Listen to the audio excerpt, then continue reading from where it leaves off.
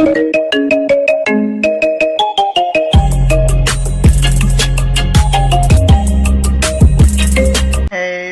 chào mừng mọi người trở lại với channel của mình. Hôm nay mình sẽ tiếp tục với tựa game Sherlock Holmes, tội ác và trừng phạt. Let's go. Rồi, hôm trước là mình đã kết thúc ngay chỗ đã tìm ra tất cả các clue và nó ép mình. Game nó đang ép mình là phải đưa ra kết luận. Mà mình vẫn còn hai cái dữ kiện. Là mình chưa có mở được. Hai cái này. Evidence, bằng chứng.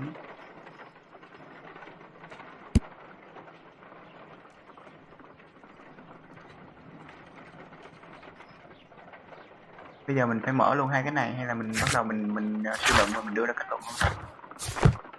Thôi chắc suy luận đưa ra kết luận luôn ha. Game nó ép mình B rồi. Rồi bây giờ ghép như thế nào đây nè? Cây dao vàng.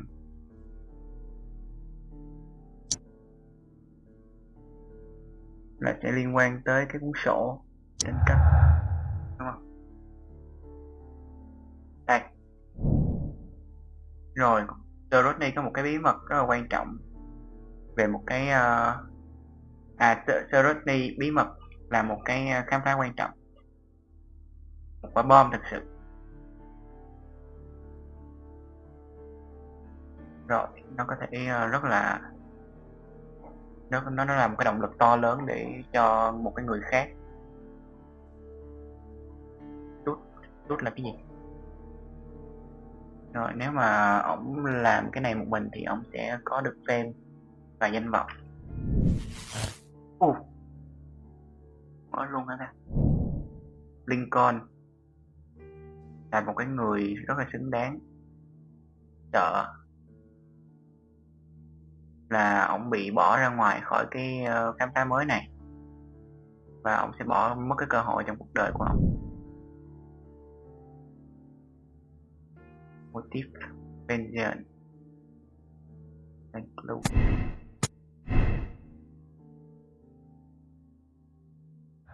Tiếp ha.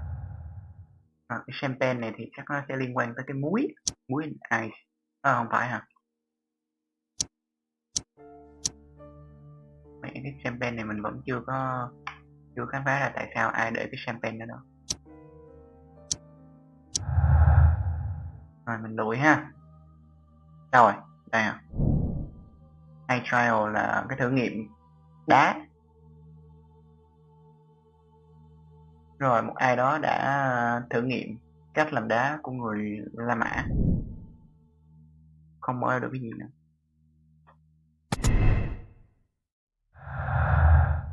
Rồi tiếp. Picking complaint and wound morphome. Cái vết thương đặc biệt sẽ kết hợp với cái morphome này.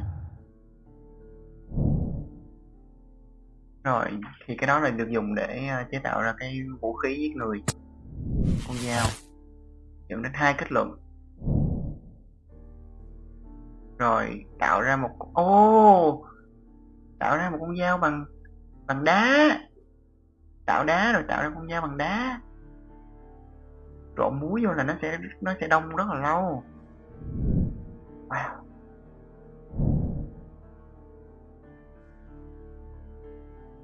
Rồi kiểm tra thử coi chúng ta có thể tạo ra một con dao bằng bạc không, với tất cả những cái nguyên liệu ta đã có. Eye trial có hai hướng luôn hả? Một là con dao bằng đá, hai là con dao bằng bạc. Thì nghiêng về con dao bằng đá hơn, tại vì có nước trộn với lại máu mà. Cái vụ án này giống cái vụ án mà mình mới xem ở trên Facebook quá vậy. Vụ án cũng cái phim Việt Nam á. Phim Việt Nam mà có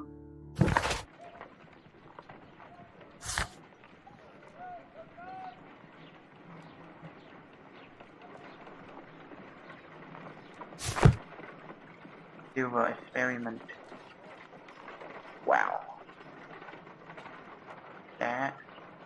If I wish to shape the ice knife, then I need to pour water inside the mold. Rồi bây giờ phải chuyển nước vào đây, đổ nước vào. Ice, salt, and then the mixing. it should be elementary. We need to reach -20 degrees Celsius Âm 20 to độ fully C. freeze the water inside the mold.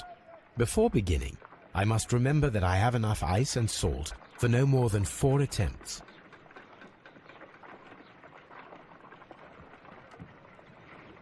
Ice, salt, Bây giờ muối, cá, nước phải có trong đây rồi. a block of ice.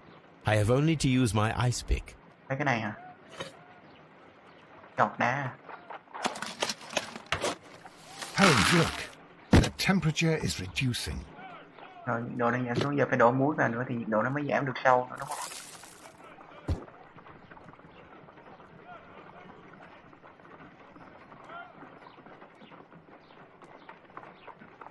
A block of ice. Cho thêm Ice, đá vào không? salt,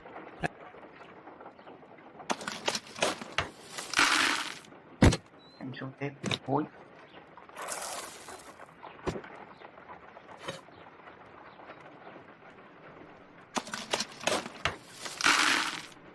Thì cái ông nào mà sử dụng được cái biện pháp này để tạo ra con dao rồi giết người nha. Chết cha, mình làm hơi nhanh rồi. Cái này làm từ từ thôi, tại vì chỉ có đậu đủ đá để làm 4 lần thôi.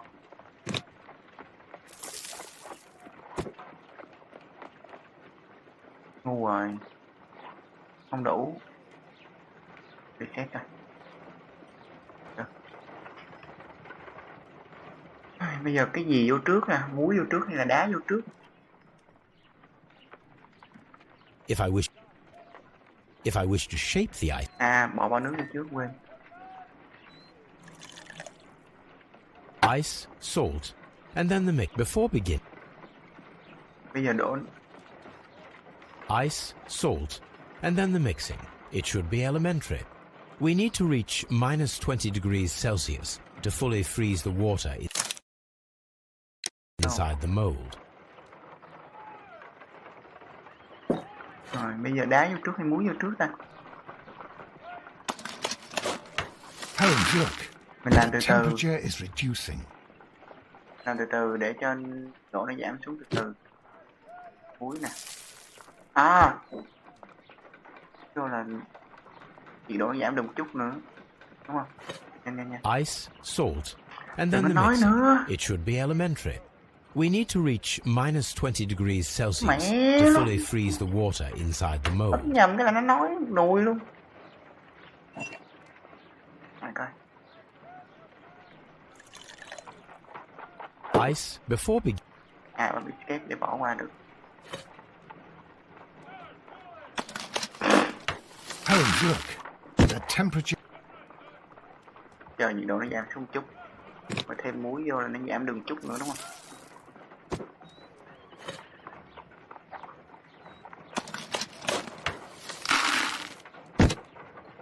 Chết mẹ, mình làm nhanh quá. Mình đâu có bấm nút đâu ta.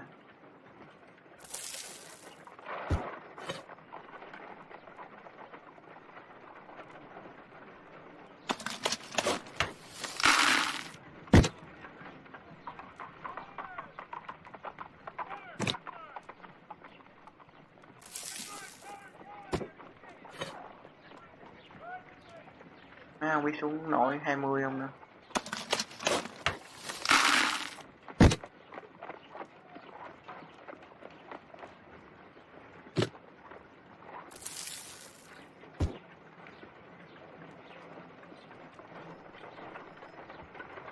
À, nó sát lắm luôn rồi đó. It's empty.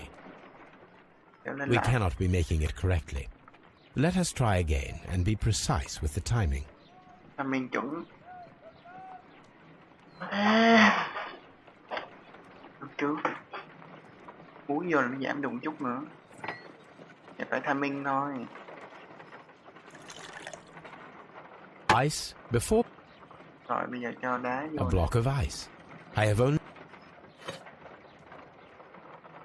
Hồi nãy như mình làm lệch một chút. Holmes, look. The temperature is reducing. Cho muối vô liền. Rồi chờ cái nhiệt độ nó ngưng là bắt đầu chọc đá. Rồi chọc đá. Nhanh.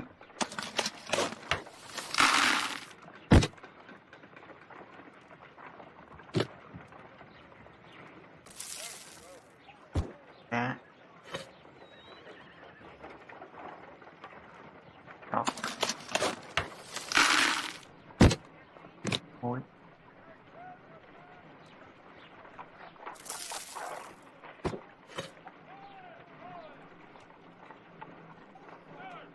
Đó. Như mình làm lệch một chút nữa rồi. Chắc không kịp. Ôi. Ly. Nó vẫn thiếu một chút. Bạn vậy. À.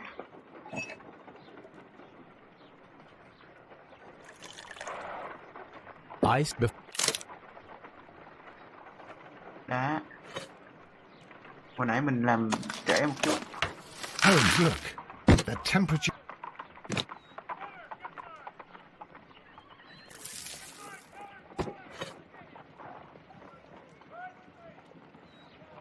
Rồi. Ui.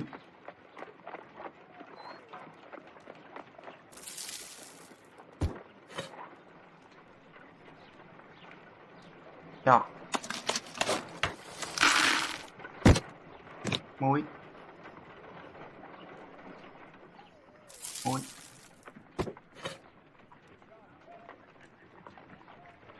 Rồi. Ly. Muối.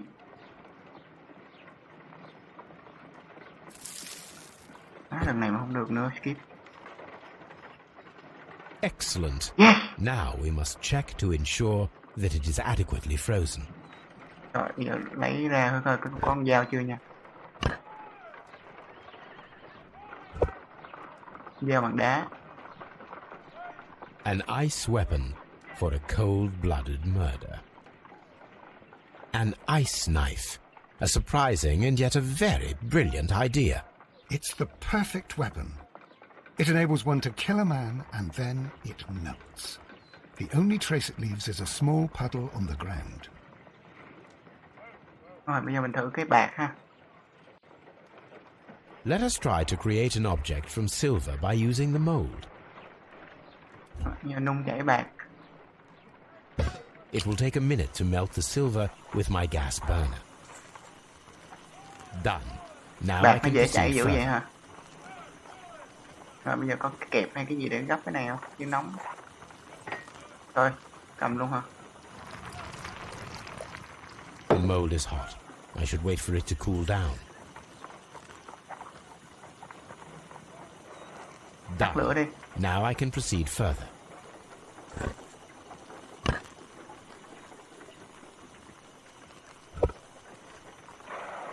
Được con dao bằng bạc luôn. A homemade silver knife. Excellent. We have created a knife with the silver that we found. It could have been used to kill Sir Rodney. It was extremely clever to create a weapon that could dissolve at the scene of the crime. Phải vậy, rốt cuộc cái vũ khí là cái gì ta?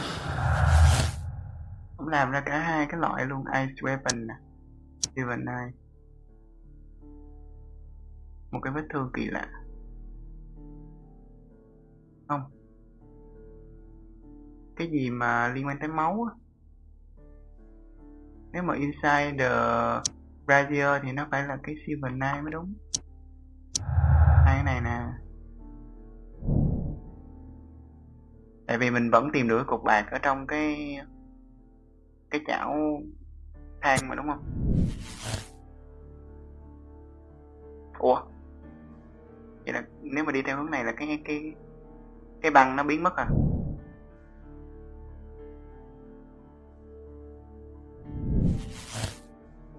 Đã tới được một cái này đó, Lincoln Silver Knight. Nhưng mà nếu mà dùng băng thì sao? Eye weapon nè.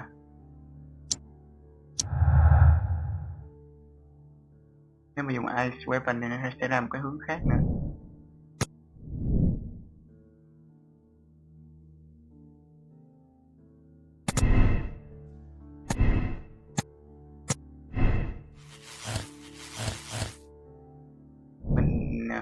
Tại sao cả hai cái phương án nó đều đúng ta? Mình đã biết quá nhiều mà. Hai phương án đều suy luận đúng luôn. Tại vì ở đó cái máu nó bị pha loãng ra với nước á. Nên là có thể có con dao băng. Hoặc là cũng có thể bạc nữa. Nhưng mà bạc thì nung chảy. Bạc. Tạo ra con dao từ trước. Cái bạc nó dễ làm mà. Giờ mình chọn cái nào thôi, con dao bằng nước hay là con dao bạc, cái nào mình thấy cũng đúng. Thôi mình chọn dao bằng đá cho nó sáng tạo ha. Bây giờ Lincoln này, dao đá. Ông này đã giết ông Rodney để trả thù cho cái sự ngáo quyền lực. Rồi cái chết của ông có thể là một cái lợi ích về kinh tế, về tài chính. Rồi, cho ông cái địa vị ở trong cái lĩnh vực của anh ấy. Để dùng một cái con dao làm bằng băng để chế tạo lại cái con dao vàng của Mithras. Condemn hoặc là Assault. Mình nghĩ là Condemn đi cái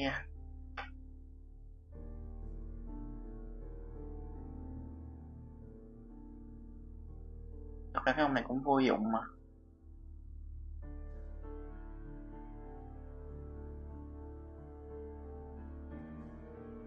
Mình chọn là Condemn.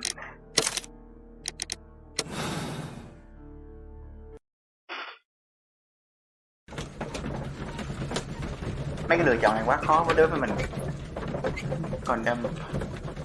Nói chung là buộc tội ông đó, tại vì mình thấy không có đáng. Cái ông kia ông đâu có ác đâu. Ông khám phá ra mọi thứ mà. Cái ông chết rồi á, ông Rodney. I'm feeling rather uncomfortable. Why have I been put into these cuffs? I fear that you had better get used to them, Mr. Blinkhorn. They are your reward for the murder of Sir Rodney Bentcliffe. What? No, that's a lie. It is regrettable, for you are a talented archaeologist. I will request that you are placed in a prison where you are unable to dig an escape tunnel. That is, of course, if they decide that you shall live. The consulting detective who salutes your intelligence in performing the perfect crime, yes, but also the gentleman who detests your motivation.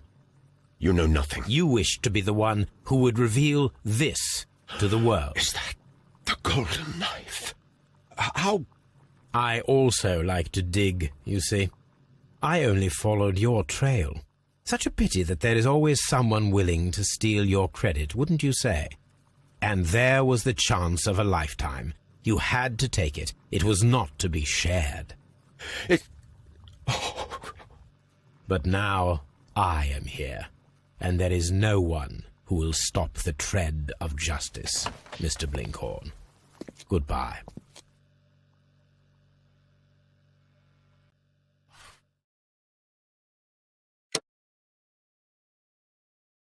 Rồi cái lựa chọn mà màu xanh thì có vẻ là tốt hơn cái màu đỏ của mình ở lần trước ha. Nhưng mà mình chỉ tìm được 17 trên 18 cái clue. Vẫn còn một cái nữa là liên quan tới cái bạc. Đúng rồi, liên quan tới cái bạc.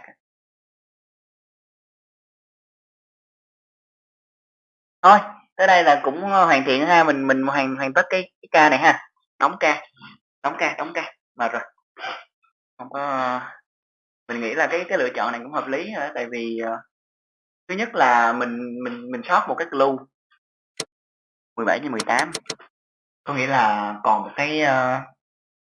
một cái clue nữa, còn một cái bằng chứng nữa để chứng minh là ông đó dùng dao băng hay là dao bạc. Nhưng mà mình thấy ở hiện trường kiểu đó thì nhiều khả năng là cái nào cũng đúng, tại vì nó vừa có cái bạc và vừa có băng, tại vì máu nó đã bị pha loãng với lại nước. Đó, nên chọn cái nào mình nghĩ cũng đúng, nhưng mà nếu mà tìm được cái clue cuối cùng này nè, thì có thể là mình sẽ chốt được luôn là ổng dùng dao băng hay là dao bạc. Rồi, nhưng mà cái lựa chọn của mình ở đây màu xanh thì mình đoán là màu xanh là nó cái lựa chọn tốt rồi ha. Cũng là một cái lựa chọn tốt rồi. Là một cái lựa chọn tốt rồi. Dao băng xong rồi ở trong phòng đó nóng nó tan ra luôn. Rồi, và cái thứ hai á, tại sao mình chọn kết tội cái ông đó? Tại vì mình thấy cái ông Rodley á, cái ông mà nạn nhân á, thì mình thấy ổng cũng không có làm cái gì sai. Tại vì cái ổng cũng là công chức của ổng làm ra. Còn cái ông già Lincoln này thì ổng cũng dạng bất tài vô dụng. Làm lâu rồi nhưng mà cũng đâu có cái thành tựu gì đâu. Ông Ben Cliff này mới là người giỏi nè, nên ổng giấu những cái tìm kiếm của ổng, những cái phát minh của ổng, những cái khám phá của ổng. Nó hông giấu đi để ông giữ riêng cho mình thì nó cũng là dạng ích kỷ nhưng mà nó không có đáng để bị giết ha. Nên mình không có lời nào để bào chữa cho cái ông Lincoln. Còn mình đi tới cái kết luận là mình kết tội ổng. Good. Sympathizing. 77% làm giống mình, cái này hông quá chuẩn. 77% làm cái case này giống cánh mình. 70% người chọn cùng một cách moral choice. 30 người bào chữa hông đáng bào chữa, thiệt luôn. Nói thiệt không có đáng bào chữa cho ông đâu.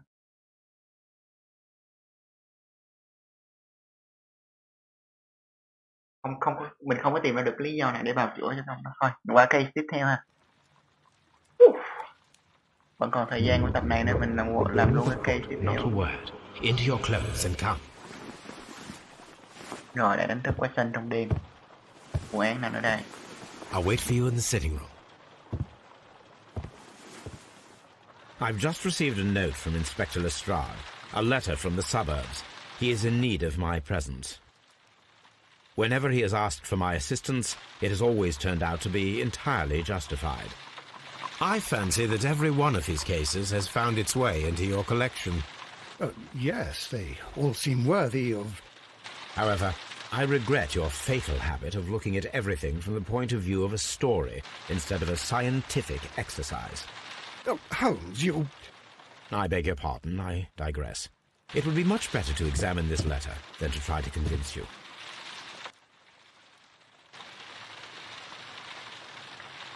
Rồi. Buổi tối thì... Má cái bà chó này buổi tối vẫn đứng ngay cái... Cút đi, đưa cái đẹp vào cho ta nhìn thôi. Rồi, nhiệm vụ bây giờ là gì ta? Chưa có tới.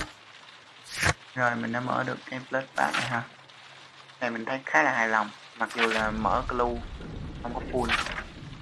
Này 78 này. Cái đỏ này là có vẻ như cái buổi trước này hơi rẻ. Shit. Rồi, cái quà của đợt này là một con dao vàng. Silver card. Dao bạc thôi. Dao vàng tất cả lại cho chính quyền chứ. Rồi, lại coi thử coi có... Lại coi thử coi có cái thư nào mới không ha.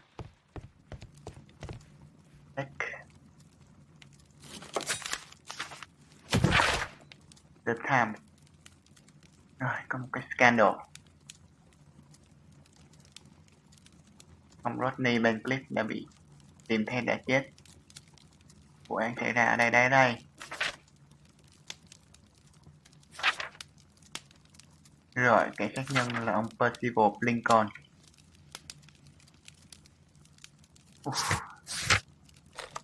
Bây giờ làm gì ạ?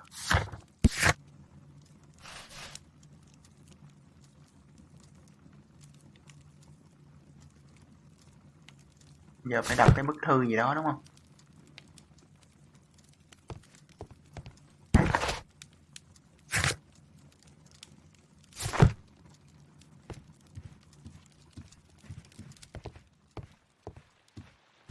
The letter is on the table, Holmes. You should take a look.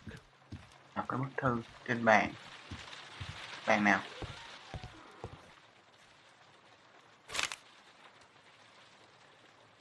A wax seal with the monogram E.B. EB. Này là một cái con dấu. Chưa. The Brackenstall family coat of arms. Brackenstall. I can tell from Lestrade's handwriting that he was in a hurry when he wrote this letter. Sherlock Holmes. Happy Grange. Marsham Kent. 730. Hôm thân mến. Thư này của anh trai Lestrade hả? Rồi, mong muốn có một cái sự hợp tác ngay lập tức. Cũng một cái ca rất là hứa hẹn. Rồi, ổng vẫn như những cái ca trước thì ổng giữ hiện trường như là nó, nói chung là không ai được đụng vào hiện trường. The there. Đọc cái thư nhưng mà mình cũng không hiểu lắm. Rồi, tiếp. So, what is it, Holmes? Promising, as always, it appears to be a case of murder. So you believe that Sir Eustace is dead? I should say so. Lestrade wouldn't have sent for me for less. His writing shows considerable agitation, and he is not an emotional man. These people belong to high society. The quality of the writing paper, the EB monogram, their coat of arms. The crime was committed before midnight. Holmes, how can you possibly tell? Well, it was all thanks to Lestrade. He wrote his letter at 3:30 in the morning. Imagine the chain of events before that. The local police had to be called in. Scotland Yard was notified. Lestrade himself had to make haste there, and finally compose the letter he sent to me. All of that makes for a fair night's work. It makes sense. Lestrade also speaks of the woman he released. That seems to indicate that she had been held somewhere during the crime. Much time has been wasted. Let us find a cab and go to Abbey Grange immediately. I live in hope of an interesting morning.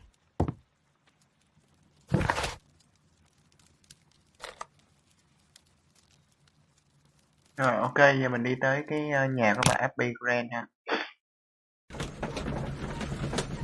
Rồi, dần quen với cái mô típ của game rồi thì mình biết là không có cần chuẩn bị. Chuẩn bị là cái yêu cầu chuẩn bị. Một cái cây giết người. Abbey Grange.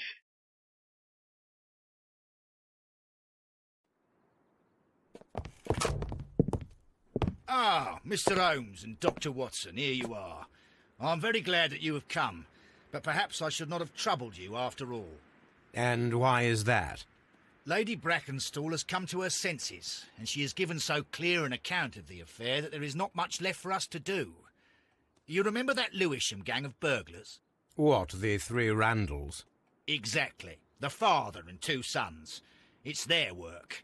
They stole a silver service, which is of great value. Sir Eustace Brackenstall is dead, then? Yes. His head was knocked in with his own poker. A violent act of aggression. Yes, the poor lady. She has had a most dreadful experience. She was assaulted and tied to a chair. But I think that you would best see her and hear her account of the facts. She's in the morning room with her maid to raise her right. Where is the body of the deceased? In the dining room. We haven't touched anything. All right, I'm going to examine it. Very good, Watson.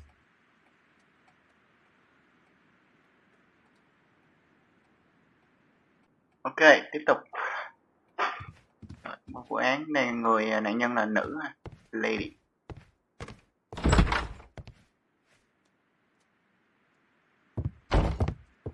Ladies, allow me to introduce myself. My name is Sherlock Holmes. I'm assisting Inspector Lestrade in this investigation. Mr. Holmes, I am the wife of Sir Eustace Brackenstall. We were married only a year ago. I am sorry for your loss. Please accept my deepest condolences. I suppose that it is no use my attempting to conceal that our marriage has not been a happy one. I fear that all would tell you that, even if I were to attempt to deny it. Rồi lại một cái cuộc hôn nhân không hạnh phúc nữa ha.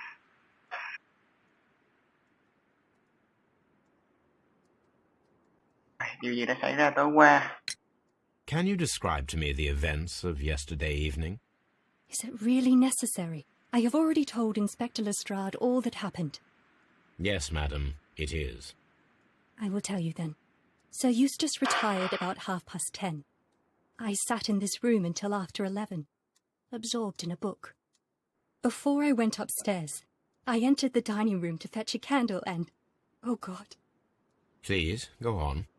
As I approached the French window, I found myself face to face with an elderly, broad-shouldered man who had just stepped into the room. Close behind the first man, I saw two others. One of them struck me a savage blow with his fist and felled me unconscious to the ground. And then? When I came to myself, I found that they had secured me tightly to a dining room chair. It was at that instant my unfortunate husband entered the room. He fought with the intruders? Yes, I think he had heard them, for he was holding his stick. But they were 3, and he eventually succumbed. One of them, the elder one, struck him a terrible blow with the poker. I fainted once more. When I opened my eyes, they had withdrawn. Then my brave Teresa came to my assistance. Phải, vậy là bà kể lại là tối hôm qua là có 3 người đột nhập vào và trói bà lại. 1 già 2 trẻ, xong rồi ông kia đi vào phòng vô tình gặp cái bọn đó thì nó giết luôn ha. Cái này sao giống Anya Taylor quá vậy? Phải Anya Taylor. Rồi có cái gì biến mất không?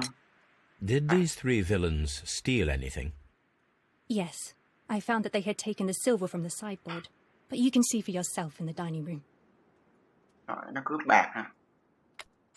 Mấy cái bị đấm này mình tưởng đâu là bạo lực gia đình chứ mà ai ngờ là bị mấy thằng kia nó đấm hả? Thôi thử nha. Face push.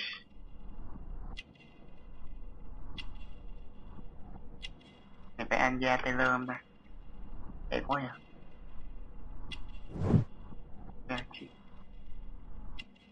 Khá cao hả? Go push kangaroo and emu Australian. Nguồn gốc ở Úc. Elegant dress. Tay. Nhẫn cưới.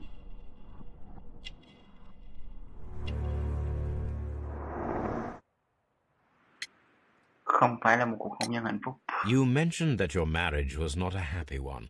Was there anything specific that was troubling you? He was not a nice man when he was drunk, Không phải là and mùi he tốt suffered from dark moods, but khi mà ông nothing else. xỉn. Rồi mình hỏi thử cái Old Bruce này ha. Từ từ mình cho từ ngữ địa điểm nha. Mình đoán cái đó là một cái trang điểm hay cái gì đó. Giống như một cái từ ở trong Photoshop. Từ cái từ điển khúc này nó có nhảy quảng cáo.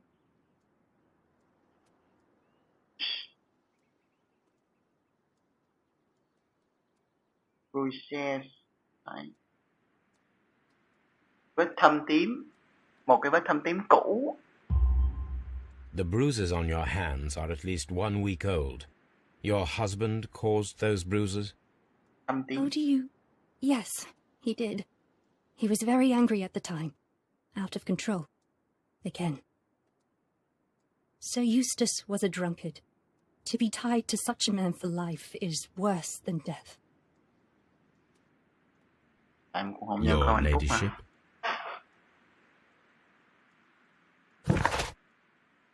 Rồi, bây giờ khám phá cái dining room, phòng khách à. Vết thâm tím.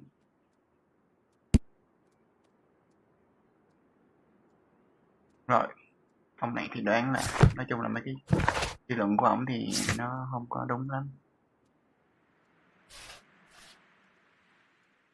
Lady Brackenstall 25 tuổi. Shit. Đến từ một cái gia đình người Úc danh giá. Cưới được 1 năm. Nói chung là có phải bạo lực gia đình. Rồi cô gái này sống một cái cuộc sống gọi là quân đội.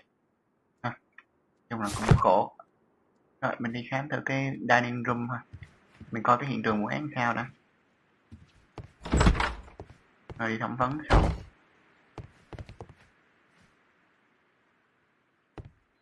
Bên đây hả? You should examine the body of Sir Eustace Brackenstall.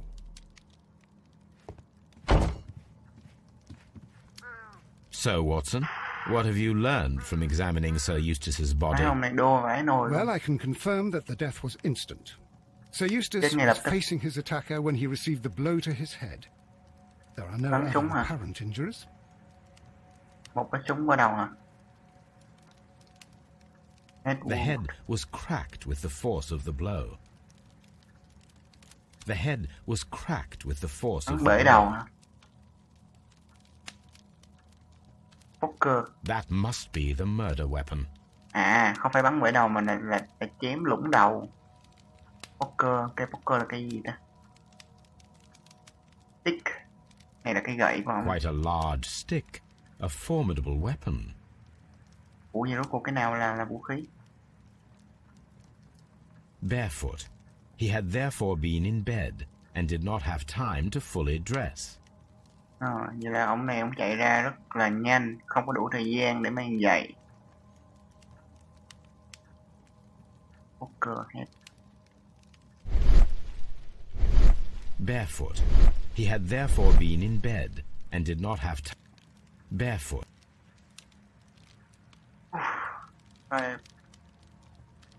It is covered in blood, so Eustace không? might have struck his head upon it while falling from the blow. That is one possible explanation. Vậy là ông té vào đó nên vung vẩy máu lên lên cái hàng rào của cái lò sưởi ha. The death was instant. Rồi, này chết ngay lập tức. Nó bắt mình bấm chữ T. Ấy. One tail piece.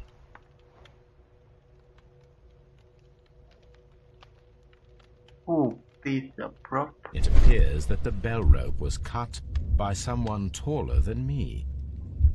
Cái chuông đã bị cắt. Chuông đã bị cắt bởi It một người nào đó appears that the cao hơn Holmes.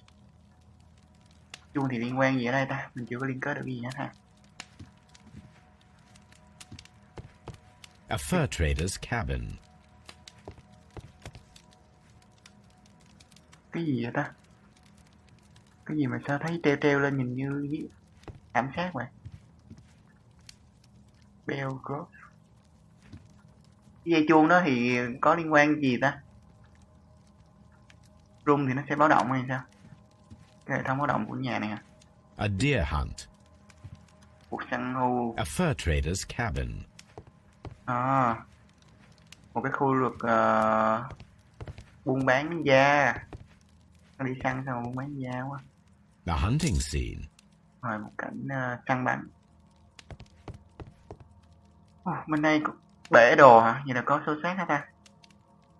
This candlestick is valuable. It is interesting that it was not also stolen. Cái này cũng giá trị nhưng mà không bị cướp đi, không bị trộm đi. These wine bottles are expensive and mostly from France. Những cái chai rượu này cũng đắt tiền. Biết một A chai. bottle of wine is missing here. Đây nha.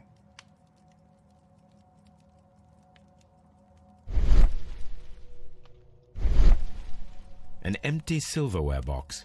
It appears that the intruders have stolen the contents. Rồi, nó cướp. The criminals did not thoroughly ransack the house. They only took a little silverware. Nó cướp những cái đồ bằng bạc hả? Mà nó không có kiểm tra hết cả cái nhà để cướp những cái đồ giá trị khác, mà nó chỉ vô nó nhắm đến ngay cái chỗ cái này để nó cướp cái đồ bằng bạc thôi hả? Thì liệu có phải là một vụ giết người của không? Có nghĩa là nó chuyển từ một vụ cướp, một vụ trộm thành ra giết người tại vì bị phát hiện. Mẹ, có 2 ly rượu nha, cái vụ này quen nha, giống cái vụ đầu nha. 3 ly. 3 ly rượu. This glass has some wine traces, but no visible beeswing. There is beeswing at the bottom, as if the wine had not been decanted before being poured. This glass has some wine traces, but no visible beeswing.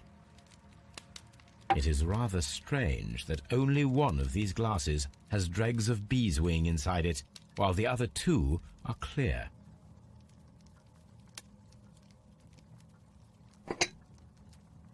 This glass has some wine traces, but no visible beeswing.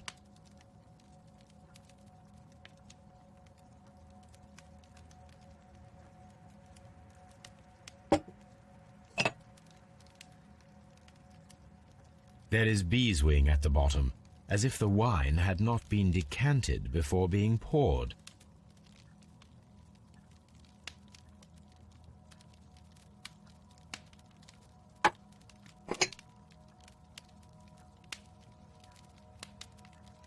This glass has some wine traces, but no visible beeswing. This glass has some wine traces.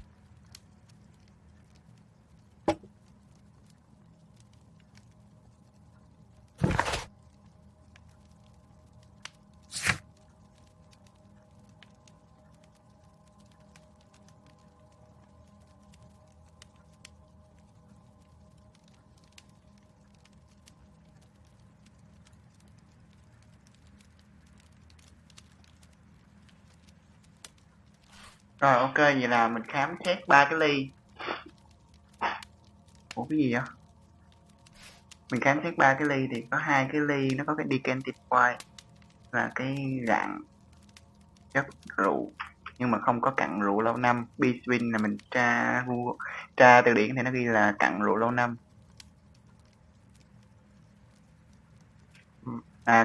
Nói chung là 2 ly không có cái cặn rượu và 1 ly có một cái lượng cặn rượu lớn, có nghĩa là có 2 loại rượu khác nhau hả ta?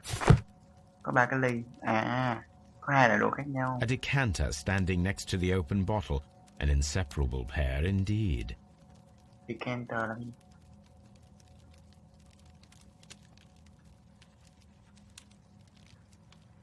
Một cái bình thon đựng rượu, mà không biết là ở trong nó có cái A gì. decanter standing next to the open bottle, an inseparable. Chateau Calon Ségur, French wine, Grand Cru. Rồi, cái này là rượu của Pháp. Tại sao có 3 cái ly nè? Ông này ông đang pha chế cái gì hay là ông mời 2 vị khách? Chưa hiểu lắm cái chai này. Không biết trong cái chai này là cái gì. Good.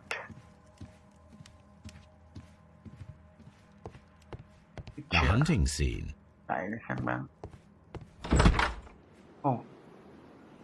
Đường này mở thẳng ra ngoài sân luôn hả?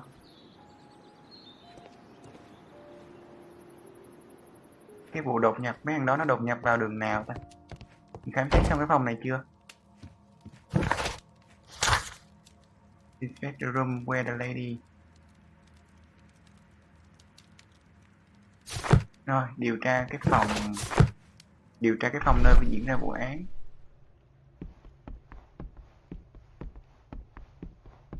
Điều tra xong chưa ta? Cho nó chưa có đánh dấu hoàn thành cho mình. Sót gì không?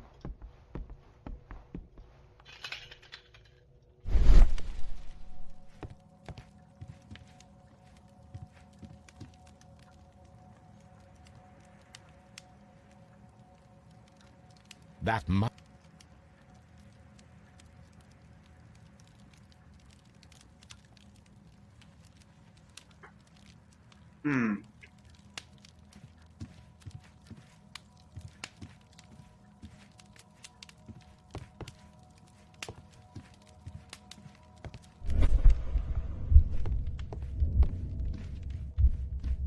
Nó chưa có đánh dấu cho hoàn thành cho mình cái phòng này nữa. Thôi mình qua phòng khác đi. This door leads to the upstairs bedrooms. Apparently the criminals did not venture there. Vậy là không có được khám xét ở bên đó. Bên đó là khu vực phòng ngủ. Mình sẽ xét cái phòng này trước ha. Lord Ramsay Brackenstall. Ramsay Brackenstall là cái ông bị giết đó hả? Không, ông bị giết là không bên này. Sir Warthen Brackenstall. Lord Brigham Brackenstall. Ba đời. Cái ông bị giết tên gì ta?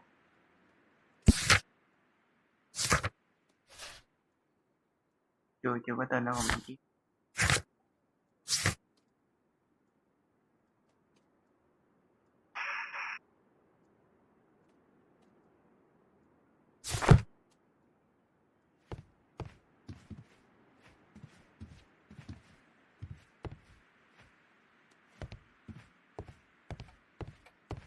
Baron Lyndon Brackenstall.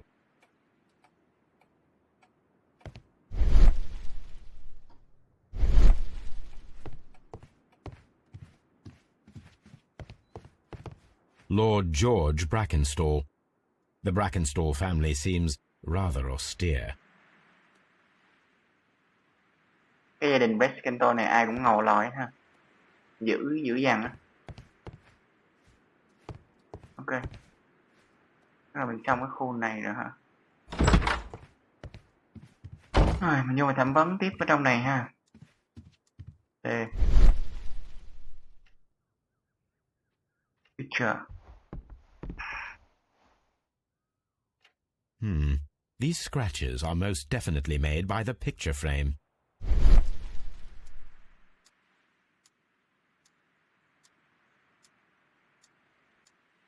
Rồi, ok. Thì ở đây nó có một cái vết di chuyển của cái bức tranh ha. Thì bây giờ mình sẽ di chuyển nó thử. Hồi nãy ông nói có một cái sách ở đây. This is Sir Eustace's safe. There may be something important inside. I must ask Lady Brackenstall to open it. Rồi mình yêu cầu cái bà Brackenstall mở cái đó ra. Má vô nhà người ta khám phá cái sách luôn mới ghê chứ. Hỏi về cái There ba are cái ly ở three trên bàn trước. glasses on the dining room table. I was wondering if... Oh, I forgot. When I came to myself the first time, each of them had a glass in his hand. They might have been a father and his two sons. They talked together in whispers, and then they left. Phải, ba cái ly đó của ba ăn trộm mà. Câu chuyện hư cấu mà, ba này đẹp phải. Lady Brackenstall, could you open this wall safe? No, it is my husband's safe. I do not know the combination. We have to open it. Dạ, Your phải phá ladyship. khóa. Phải phá khóa. Let us try to open this safe. This safe can be cracked. I only have to pay attention. The dial will vibrate when it is set to the correct number.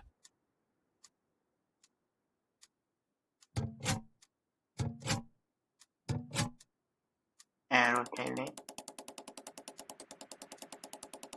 Rotate right. Đấy.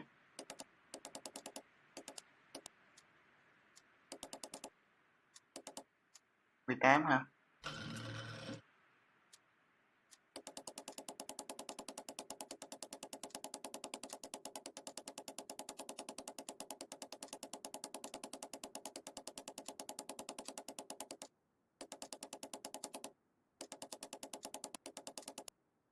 Đây đúng không?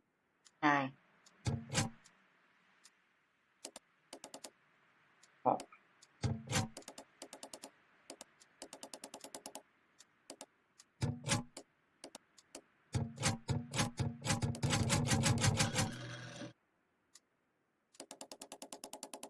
này thì đuổi bố chùm lụi đây. Cái tiếng bơm nước khó chịu.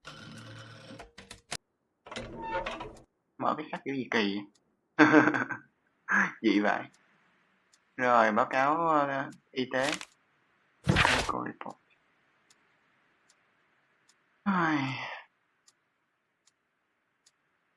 Rồi có dấu hiệu bệnh gan hả?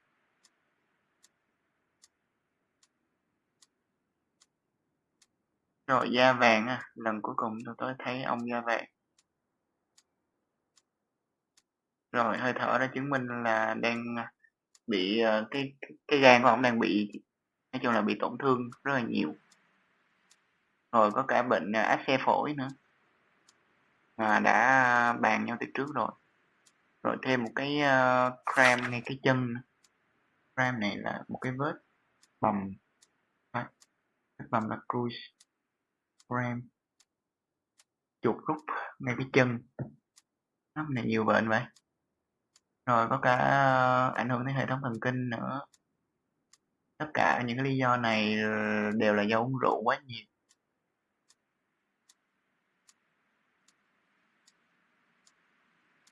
Rồi gan là bị tổn thương rất là nhiều ha. Rồi có cả tổn thương có cái bằng chứng cho tổn thương ở dạ dày nữa. Rồi thận cũng có vấn đề luôn. Nói gì là hư toàn bộ rồi. What? Khoan, tiền. It is common practice to keep one's valuables in a safe behind a painting. It should not really pose a challenge for a criminal. Antique coins, possibly of value, but they're scattered without care.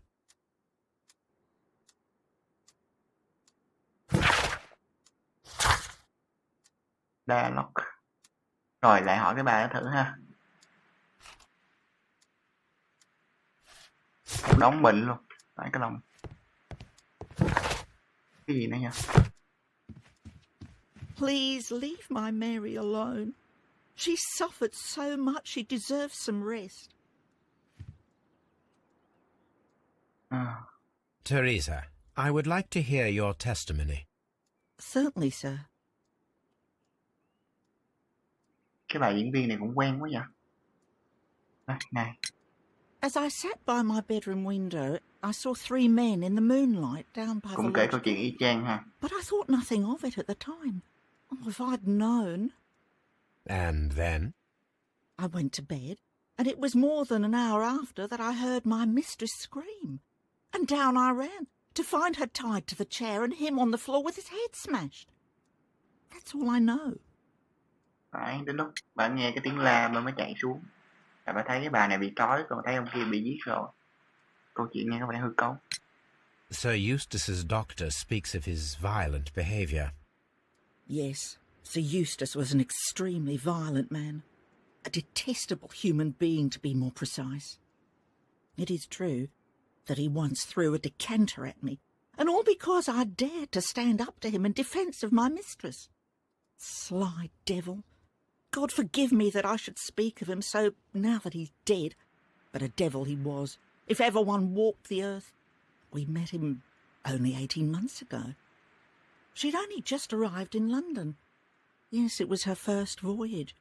She'd never been from home before. Wonder with his title and his money and his false London ways. If she made a mistake, she has paid for it, if ever a woman did. She doesn't have any friends here, so it was especially hard for her. Nói chung là cái bà này rất là thân cận với cái bà chủ ha. Bà cũng ghét cái ông chủ như cái bà chủ luôn. Nói ông đó ác này nọ. Có vết chân chim.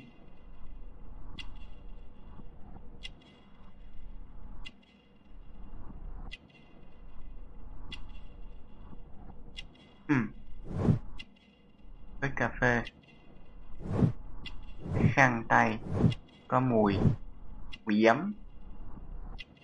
Thì là bà mới chùi giấm ở đâu đó. Buckingham, cái bàn tay.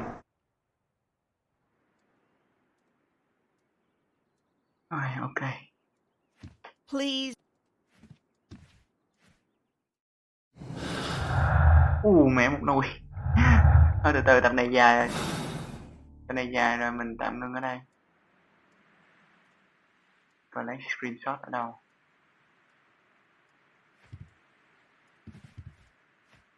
Ok. Tập này đã dài rồi nên mình tạm ngưng ở đây. Mong mọi người tiếp tục ủng hộ mình.